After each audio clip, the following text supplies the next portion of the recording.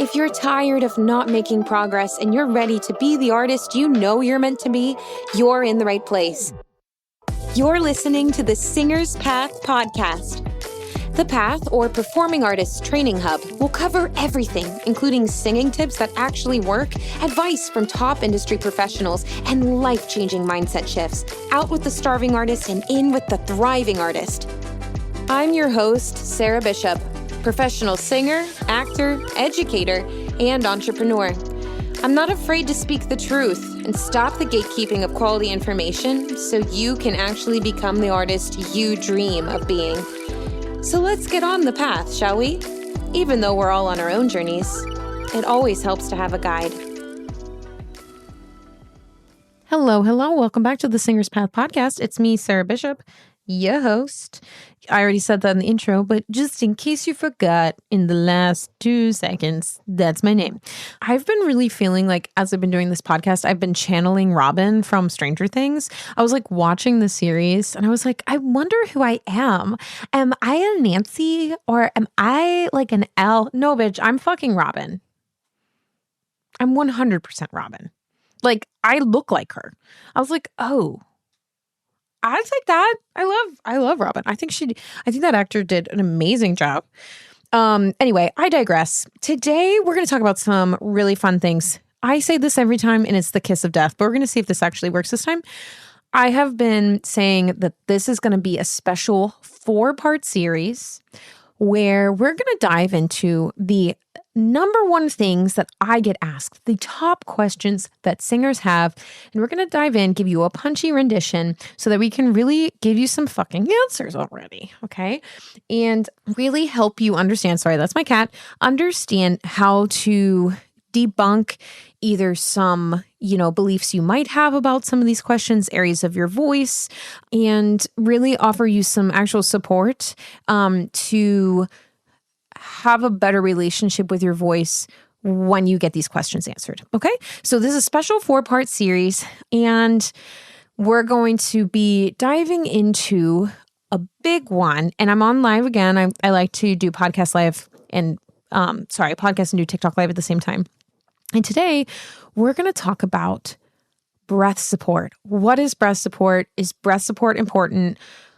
What do you actually mean? What does that mean? Okay. And is that really important? And okay. So the stereotypical thing that I will say that we see in a lot of, we just hear it all the time, right? Like, sing from your diaphragm. Okay. It's not a supported sound.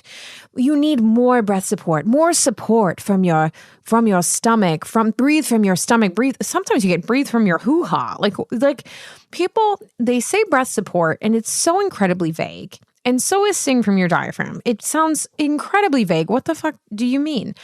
I remember watching, master classes at one of the top music conservatories in the world that I got my BFA at. And they would say things like breath support. And I quite literally never knew what that meant. I never knew what that meant until I was a teacher. And I was like, oh, that's what they meant. Okay. So we're going to actually talk about how to break that down and make that actually actionable to you. Because we uncover a lot of things about the experience of being a singer and the emotional element, but we also get technical sometimes. This is part of this. So when someone says, I need you to have more breath support, okay, they could be meaning a couple different things about breath, because breath is a non-negotiable thing that we need to sing, right? Air is an ingredient that causes the sound to happen because air passes through the vocal folds, which vibrate. And then those vibrations and sympathetic sensations and vibrations will vibrate in your face and your bone structure. And that causes the sound to sound like you. Okay. So it's a main ingredient. We need it.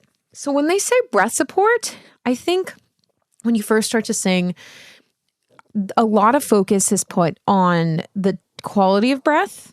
So again, breath support, to get a good quality breath, it's going to be about you not breathing high, right? So people will say, don't breathe high in your lungs and the top of your chest, and have your breath sit lower, right? Have your breath expand out through your back. Okay. These are all things that people will say. They'll breathe through your ribs, and then finally they'll say breathe from your diaphragm. So the diaphragm, just so everybody knows, the diaphragm's an involuntary muscle that is below the lungs, and basically it moves, kind of push your organs down to make space for your lungs to fill up. Okay? That's what it does. It moves so that there's enough space in your body to hold the air. So basically what they're saying when they say breathe from your diaphragm, there's a couple different outcomes. One outcome, and this is just one area of the breath, by the way. There's many areas of the breath that we're going to talk about here that could be the very vague breath support note. One element of breathe from your diaphragm would be to relax, actually, your stomach out so that your organs are moving out of the way. And your diaphragm is actually moving to make enough space at the bottom of your lungs to fill up, right? Because the lungs are like a triangle. And if we need to get, I can't make it on TikTok Live, but your lungs are like little triangles. And so in order to get air to sit in the bottom of the lungs, right, we do need the diaphragm to move to make space for that air to fall in, okay? So when you're breathing high and you're not singing, quote unquote, from your diaphragm, okay, that means the air, you're only taking in like a little bit of air at the top of your lungs. And that's why they say why you're seeing your collarbones raise and your shoulders raise. And I think also, though, we have to be a little bit mindful of like bodies. One, I have some things to say about classical study and how much they emphasize the inhale of breath. I think personally they overemphasize it, but I think also the style of singing opera specifically requires so much more airflow than any contemporary style. Okay. So that's why there's such a heavy influence on it, because you do need that coordination, that amount of air to be able to do it, right? So hold those big notes. Like it's not a really natural way of singing. Sorry, nothing about operatic singing is fucking natural. Contemporary music is more natural. Folk music is more country music, blues music, all that, like gospel, all of that is actually natural. But like, yeah, for opera singing, you need more airflow. So when we're learning a proper singing breath, it's all about opera. Think about it too. Like I did this in the summer. I'll probably revive this or make another episode. How I feel like there's some of these stories about how operatic singing is better or true or more right as a Western style of music than maybe something more natural that maybe derived from more indigenous cultures or African-American cultures, like belting or folk music or gospel or blues or jazz, right?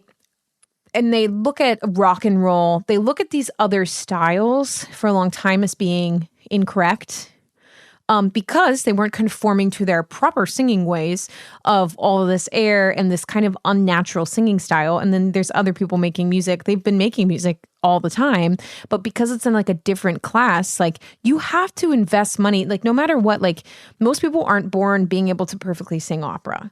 Okay. So I kind of believe that there's like racial undertones and like classist undertones in people's accessibility and able to train classically. And so that's why there's like this wide misconception of like, well, classical singing is the right way. It's the proper way. It's the healthy way. And it's like, well, that's also like the most inaccessible way. And it's also the most unnatural way to sing. It's also the most white way. Sorry, hate to say, but it's the way that the Europeans sang, right? And again, I hope I'm not like speaking out of my ass too much because I'm sure there's so much more, but like I've done a lot of research on this. I had to like write a paper about it, a thesis paper in my training. But like I think that like that whole idea that like operatic is superior is stemmed in like racial and systemic. There's historical layers to that. Because belting, you can't like. Also, if you're trained in opera and you try to sing pop and rock and you don't know how to adjust, like you're going to just sound like shit. So of course, someone that's coming in with opera training with that much airflow is going to yell because they're trying to apply something that doesn't fucking work to a different vocal style. You can't do that. So when we're talking about breast support, that's what I mean. And if you're joining on this live, again, this episode is about where I'm recording a podcast episode, the Singer's Path podcast. So make sure you go listen, make sure you're subscribing and liking. But what we're doing is we're debunking like these common questions, singer questions, like, do I need more breast support? What is breast support? Breast support, right? Like, what is that? And so I'm talking about how it stemmed this need to get so much air and relax the body as much as possible to get a proper breath, I think came from studying classically, which was, again, looked as elite because it was, not a natural thing. And you had to probably pay a lot of money to learn how to do that. What your voice could sound like. Oh, that's also true. Thank you, Dan. That's also a really good point. And that's what I mean. I was like, I'm talking on my ass because it's 1 a.m. And this is also very true. And this is really important. Opera was also taught, thank you, was also 100% taught to project into space because it harnesses acoustics in a different way to project over an orchestra. That's huge. I absolutely should have fucking said that. Absolutely, Dan. That's another main reason. Why it's unnatural is because you're harnessing all of these, you're harnessing like overtones, not press and power, but you're using a different vocal function to cut over top of an orchestra. And when we come down to like Fock voice types, we might have a whole, we'll have another episode on this. I'll do another mini episode on this. On voice type. How do I know what my voice type is? But I believe that also has to do a lot with determining what your Fock is. Like nowadays, Fock is like, I'm an alto, it'd be a contralto. People fucking rip me all the time because they're like, there's no such thing as an alto. An alto's a choral part. I'm like, bitch, you know what I mean. You know what I mean. Okay? Shut the fuck up. Contralto is technically the Fock part. Like lyric soprano, coloratura, mezzo soprano. Those are all Focks. And I'll make another clip of this, but it actually doesn't fucking matter what your Fock is. It doesn't fucking matter what your Fock is. Okay? It really fucking doesn't when you're singing contemporary music. But I think it did matter more in opera because and this is what people are like, how do I know what I am? Well, in Fock, it does have to matter with like where your vocal color and sparkle is, but also probably has to do with how acoustically you can cut over an orchestra. Higher voices are going to cut easier because of the frequencies. So anyway, all that to say, maybe we can do something about determining your voice type, but I don't know. I think it's kind of stupid. I think it's kind of stupid. And people online get like super pressed about it because I say that openly. So, okay, so moving on. So more about breast support. So we're talking a great deal about the inhale. My point in comparing like breast support from an opera lens to a contemporary lens is that breath support, like as far as just the inhale goes, you're going to need a lot more for operatic techniques for the purpose of singing in that style, getting that vocal function to work, and also for the original purpose of cutting over an orchestra. You don't need the same kind of inhale for folk, rock, pop. I teach people to learn the basics of taking a good quality inhale, like taking a more classical inhale. And I don't mean this to sound like I'm shitting on classical because I respect classical. I don't relate as an operatic singer because I respect the training that you guys do. So like, I'm not like, I haven't studied and got my fucking master's in Italy to study opera. Like, kudos to you, dude. Like, I didn't do that. Like, I'm a theater singer. But anyway, this is not to rip that. It's just to point out there's differences. There's differences. That's why they sound different. Duh. Right? They're not the same. And that's the other problem that people run into. One of the biggest things, you don't know why it sounds bad because you haven't identified the thing your voice is doing to knock it out of balance. And in this case, operatic singing is not balanced singing. It's very heady singing. It's mostly head voice, at least for the higher voices. But lower voices like tenors and baritones and basses, their instruments, just so you know, tend to have more chest voice in them to begin with. Like higher voice, like female born voices have more head voice to them. Lower voices have chest in them. Okay. They have more of that.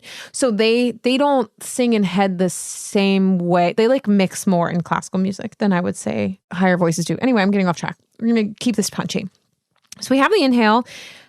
Long story short, opera inhale, filling up to the base of your lungs and dropping your diaphragm is, you're not going to need to do that as much for folk and pop and rock. And actually, until you learn how to do these other steps of the breath support, you actually shouldn't take that much air in if you don't know how to manage it.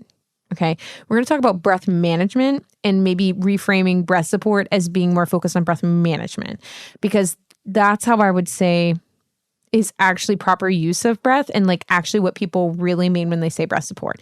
One thing that I think is like a kind of common misconception about breath support is people use abdominal like grabbing and like gripping and as talking about support and like sucking the stomach to the spine and like and yes, those are elements. What that has to do with is pressure.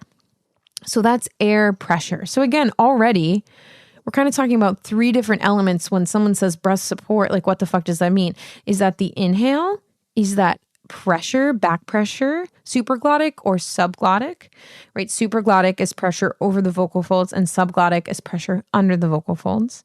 So that's what can happen with engaging the abdominals and focusing on, again, but that's how air is used, right? And then the third thing is what I would say, another air usage, how we're harnessing the breath, how the breath is passing through the vocal folds to make sound. And with this is called resistance.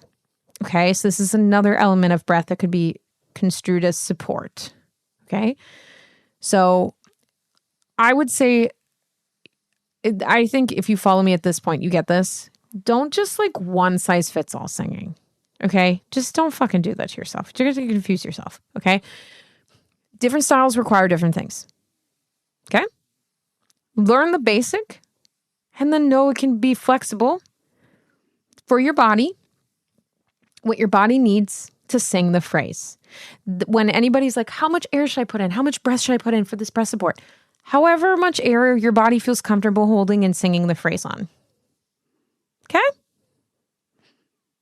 That's right. Listen to your body.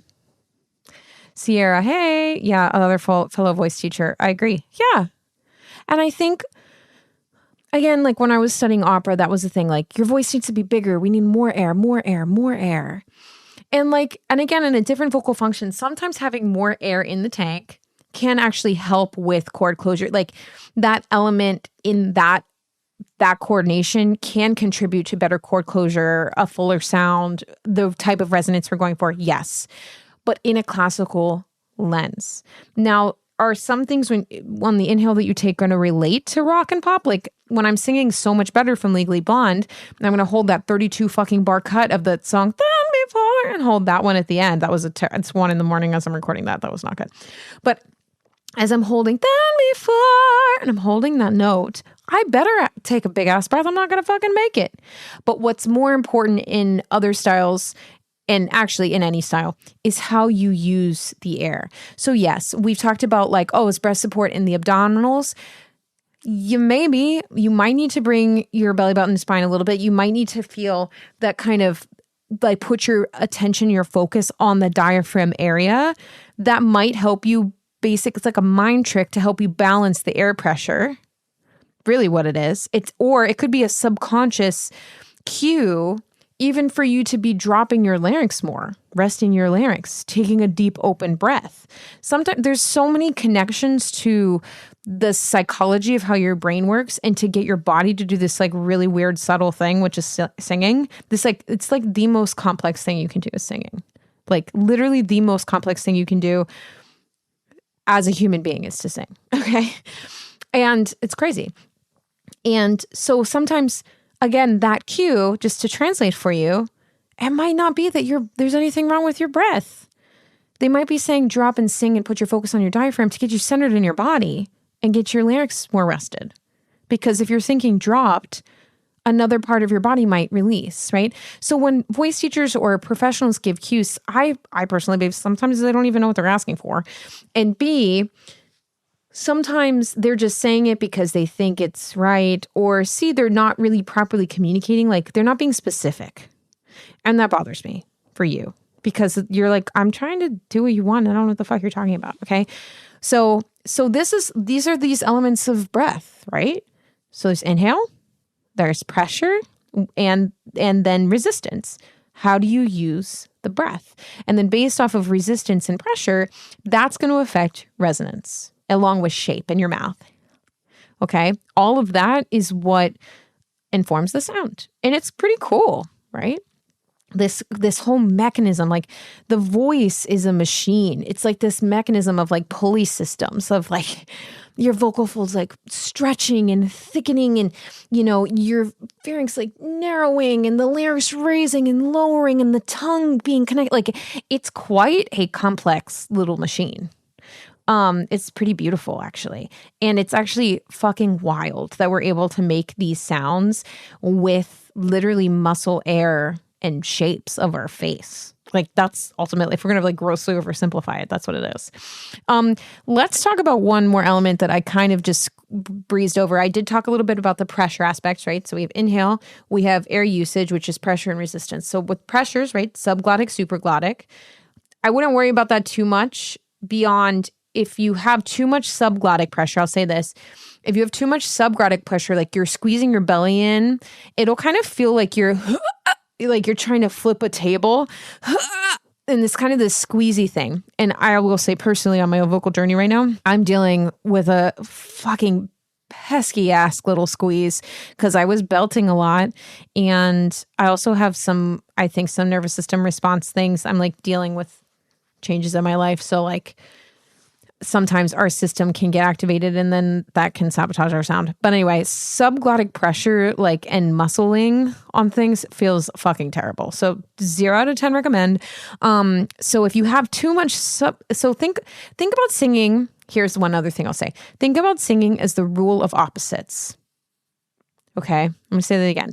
Think about singing as the rule of opposites. I've mentioned this in other episodes. This is true. Balance. Wherever we're off balance, to get back on balance, we give it the opposite. Okay? So if we have too much subglottic pressure, that means we need another kind of pressure to balance it. Too much subglottic pressure underneath the folds, we need to add supraglottic pressure. So then how do we do that? Supraglottic pressure is pressure, again, coming down over the folds. So you can think like, it's actually more of like a mental cue than anything. This is very advanced, guys, by the way. If you're like, what the fuck? That's okay. This is advanced.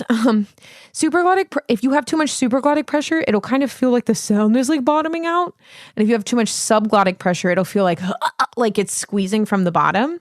So if you, to counteract too much subglottic pressure, like too much of that squeezy, you got to think like singing down through the sound like a tube. If you were looking at me on TikTok live, I'm like taking my hand and I'm like tracing it like straight down my body like the chakras. Like I'm like coming from my head down my body. You can think of placing the sound down through the tube, right? And I hate that placing the sound, but like when it gets advanced like that, like that's kind of what you got to think, okay?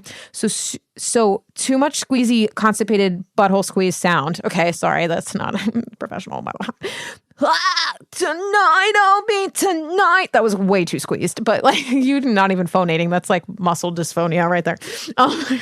Way too much subglottic pressure. Okay, so but if you're squeezing, come over the top of the sound tonight. So then you're basically getting more airflow. Okay. If again, it sounds like it's bottoming out, you have too much supraglottic pressure, then that's when you would, and it sounds kind of like it's just bottoming. It just doesn't feel like it has legs to it. Then you'll think of maybe a little bit of belly button to spine there. Let's give it a little bit of subglottic. Let's give us a glottal stop.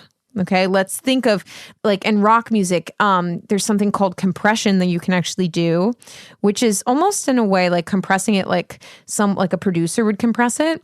But it's you're doing it like acoustically And part of that involves mix belting, but also using a little bit of extra subglottic pressure to kind of trap the sound. And if you ever listen to like punk rock singers sing, first of all, like, yes, they use air, but they kind of trap the air and the sound with this subglottic kind of sound. And that helps keep it actually kind of compact. And they actually exhale a lot less than you would think. So they might take a lot of air in, but they're not blowing it all out. I'll tell you that. Okay. So anyway, I'm throwing a lot of fucking technical terms out. So if this like really went over your head and you're like, bitch, I just wanted to know how to sing from my diaphragm. Well, now you know it's a little more complicated than that. The final thing I'll unpack here in this punchier episode is resistance. Okay, so resistance can do with subglottic pressure and supraglottic. They're all related, bitch, right? Like, it's all related. It's all the same mechanism. But resistance is particularly at the vocal fold level. It's how the vocal folds themselves resist the air. How is the air moving past and through the vocal folds? Okay, so with this, there's different ways you can find resistance. If you're a breathy singer, we're going to have a whole other episode on this, how to stop singing breathy. So actually, I'll just like really briefly touch this and we'll get way more into it later. But if you're a breathy singer, this is why. Because you probably are taking in a lot of air and you're blowing it all out. And your little flabby vocal folds they're not doing anything against it. They're doing something, but they're like, you got a leak. You're fucking hemorrhaging air. And your muscles, your vocal fold muscles are not working it. They're not working it as they should, girl. Okay.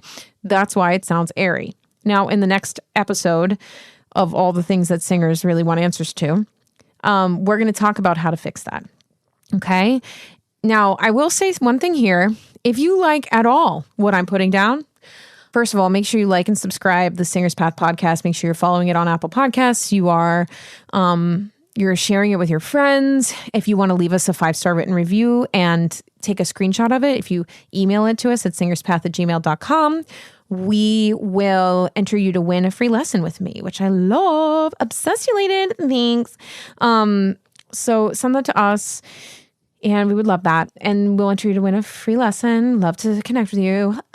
We'll do a drawing either like semi-annually or like quarterly. I would like to do quarterly. It's just a matter of like my schedule if I can. And then the other thing I will say is if you like at all what I'm saying, especially as we get into these other episodes, and you are curious, like, I've mentioned like, singing is the rule of opposites. To mix, you have to know what's causing you not to mix. To get vocal balance, you need to know why you're not balanced. If you're missing that piece, you don't know what the fuck to do about it. You don't know how to do it. Okay. Listen to the Discover Masterclass or the mini course. Sorry. Discover mini course. It should be linked in my bio. If you're listening to me on TikTok Live, it's definitely in my link in bio on my homepage. And if you scroll up on the show notes, that's definitely there. It's an incredibly, insanely low price for basically teacher training. It's not teacher. I can't teacher train you, but what we're basically doing is teaching you the information that voice teachers know. You're basically becoming your own voice teacher. You're learning how to detect, hear, and understand your own voice so that you know what's off and how to fix it, or at least get started in the right direction of like, okay, I need to focus on this area of my voice. Okay. So that's what the Discover mini course is. It's incredible. People on every continent have watched it. It's pretty wild. So, and it's super accessible because I think that information definitely needs to be out there.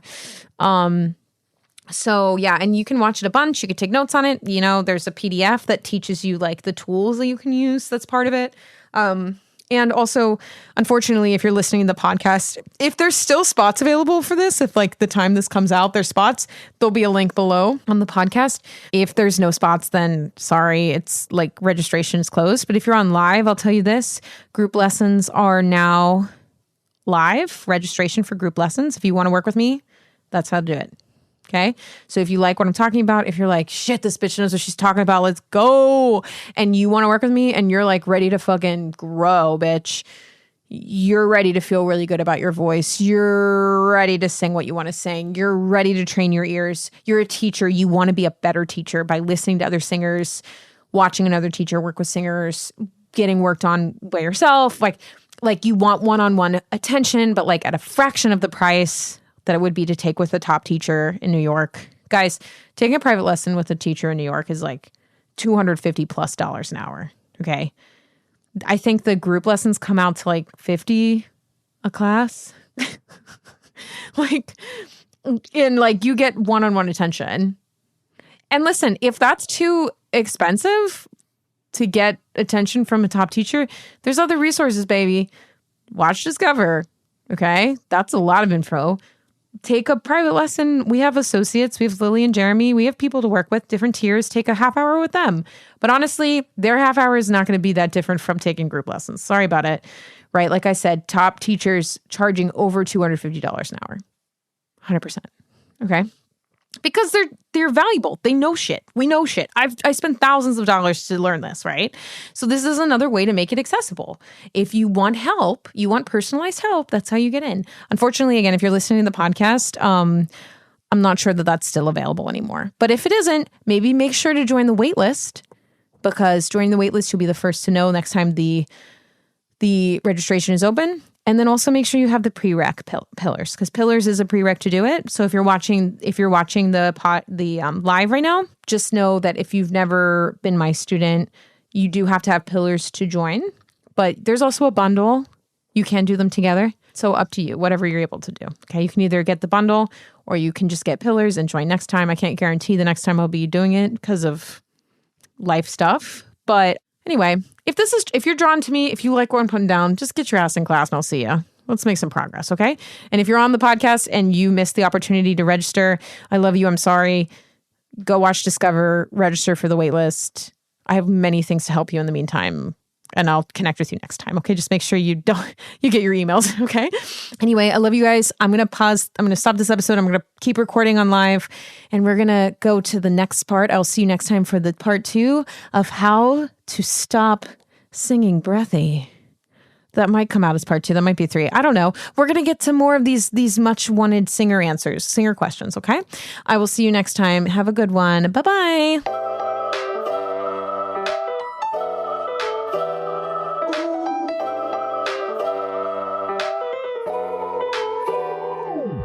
If you enjoyed this episode, please leave a 5-star written review on Apple Podcasts. This helps me get this information out to more artists all over the world. Let's work together to spread the joys of music.